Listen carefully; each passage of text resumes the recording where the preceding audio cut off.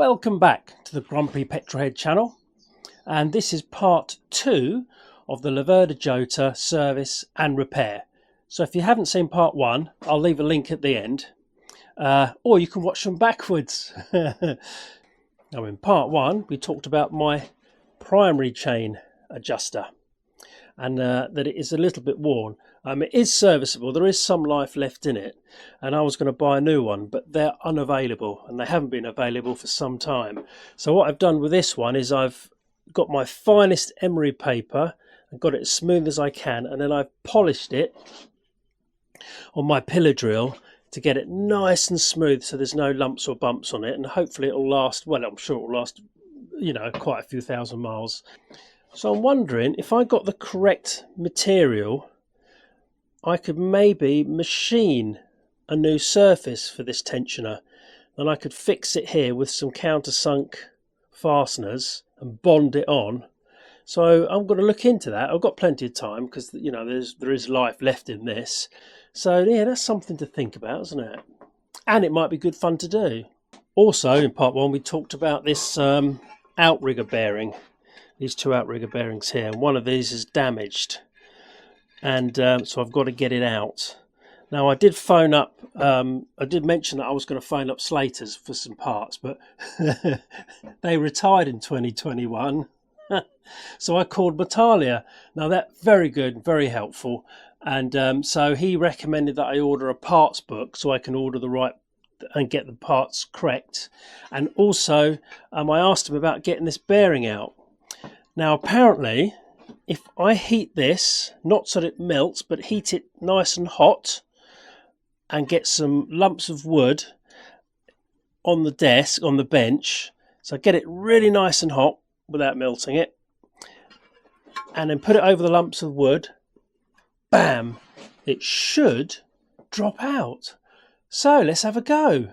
So I've got my blowtorch. I've just bought this, but I know I've got one, but I can't find it. Has that ever happened to you? You know you've got something, you just can't find it. Now I'm sure, now that I've bought this, the old ones are going to turn up, isn't it?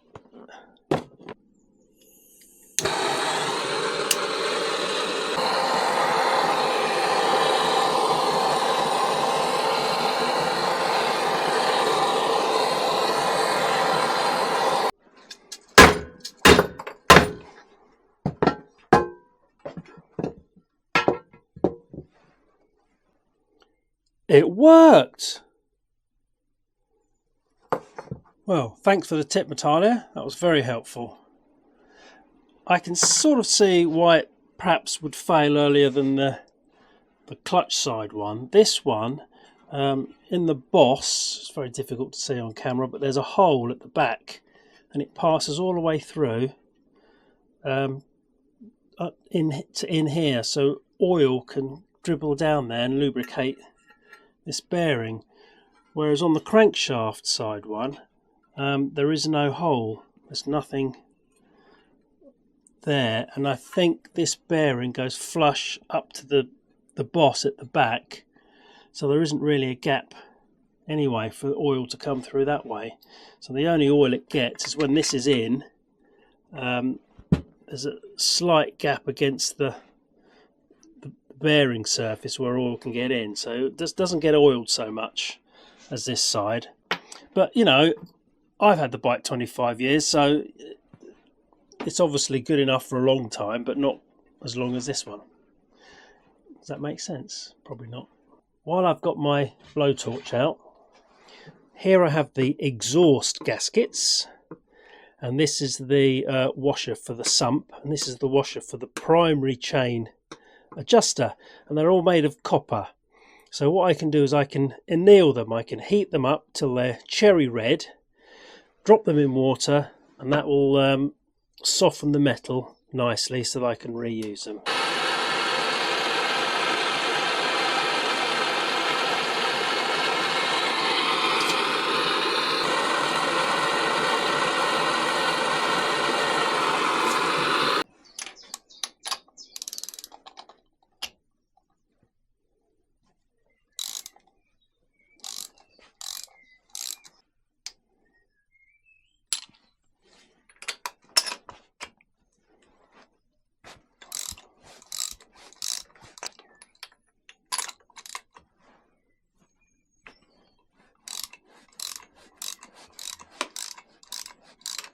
Spark plug 0.7 mil. Oh, look pretty clean. Looking good. Good condition. I have a spark plug story. When I was working in a motorcycle shop, a fella came in and said he needs a spark plug. So I said, well, okay, yep, sure, what spark plug would you like? And he said, well, it's for my Honda. Okay, what model is your Honda? This is absolutely true, and it sounds like a joke, but it actually happened. He said, well, it's a blue one. So I said, okay, I'll have a look, but I don't think I've got any spark plugs for blue ones. I think I've only got spark plugs for red ones. I did say that as well. But we went to the showroom and we walked around the showroom, and he was able to show me what bike he had because we happened to have one in stock, and it was a Honda C70. So yeah, actually it happened. Perfect. This is the rev counter. Feeds off a camshaft. Got to be careful with these when you put them back. Got to get them in the right place and make sure that they slot in nicely. Okay, let's start taking this cam cover off. See what we find under here. Hopefully no disasters. This might be a little bit difficult to see, but here the cam cover is just catching on this throttle cable rail. When I lift it up, it catches, so I'm just going to remove this throttle rail.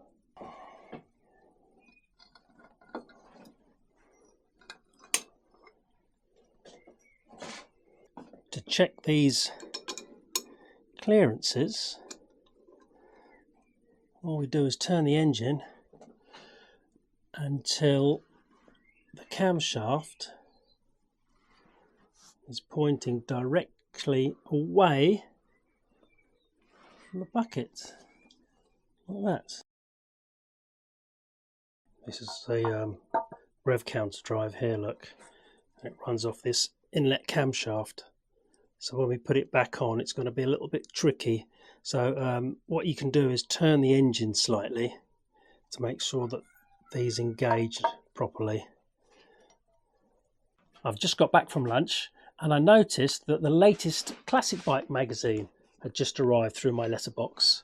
Now in it is an article on the Laverda Jota, silver Jota, just like mine. Excellent article, by the way. And the Laverda Jota is 50 this year, 50 years old. And this bike, although it's slightly later registered because of production racing, which you can find out about if you want to look at my other video on this bike. This bike is a 76 model, so it is 50 years old this year. How about that? Okay, so we've got the clearances now. So let's have a look. We've got valve clearances. We've got 0.20 mil for the inlet and 0.25 for the exhaust.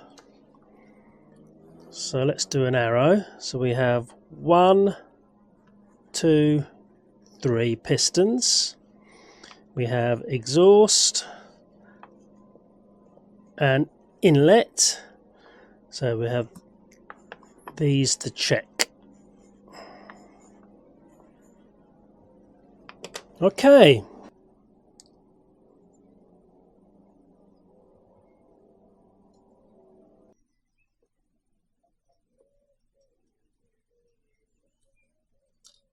Right, so I've checked all the clearances.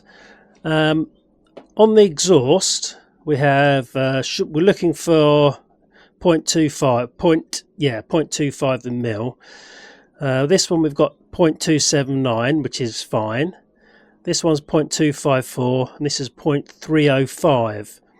I think the shims comes in 10, so if I was to go alter that, I could only get it down to 0.3, so I could get it to the smaller size rather than the larger size.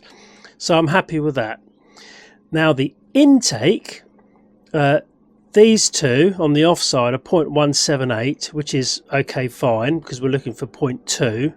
Slightly on the small side, but again, I can only make them 0.278, so I'm happy with that. But this one here is 0.152, which is on the small side because we're looking for 0.20. So this looks a little bit small, but I think I'm going to be happy with that, and I'll explain why. So this is the clearance, which is a little bit on the small side. Now, because it's an intake, which is the cooler side, and because it's right on the outside of the engine, so it's going to get more cooling, I think I'm going to be happy with that. If it was on the further in, like in here, this center one, which gets even hotter because it's not receiving the cold air, then I think I'd have to do something about it. But yeah, because it's this one, I think that's fine. And what I'll probably do is I'll check it again in maybe 1,000 miles and make sure I'm not getting any valve recession if that clearance gets smaller. So yeah, so for now I'm happy with this.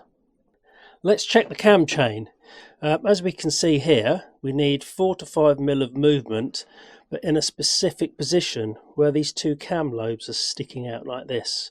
So I've put the engine into this position, and so we'll see if we've got the correct tension. So I've got the engine in the correct position. Here's my rule, and see if we can hold that.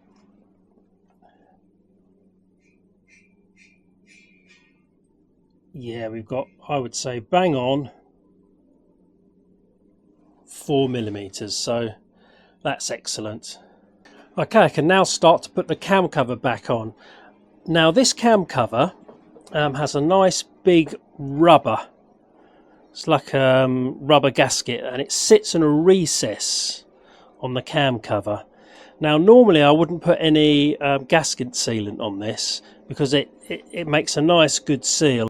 Now these rubber gaskets can be reused quite happily, but I'm going to use a bit. I've put some gasket sealant on here because when I go to fit it, it fits that way and it will keep dropping out. And I find that putting grease on there to try and hold it in isn't enough. I've used this Loctite MR5922 because it's non-hardening. An excellent product, works really well. So yeah, so now the gasket won't fall off when I'm attempting to put it back on.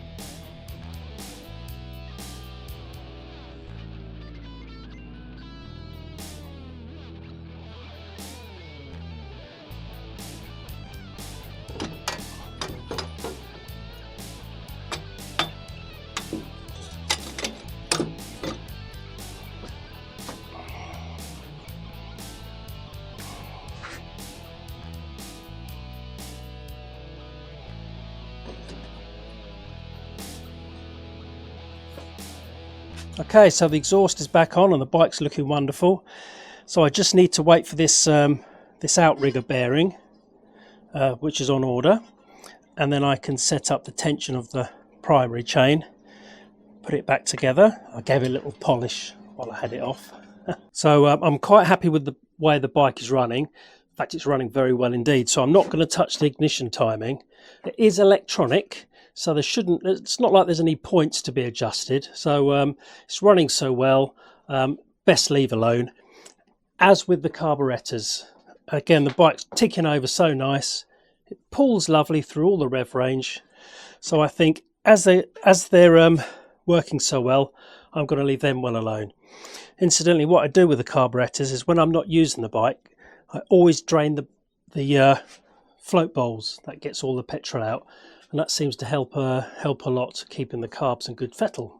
Well, I'll do an update video when the parts arrive, and also we'll go for a little spin as well, shall we? That'd be nice. So so happy birthday to the Jota, 50 years old, and we'll see you very soon on the Grumpy Petrolhead. Cheerio!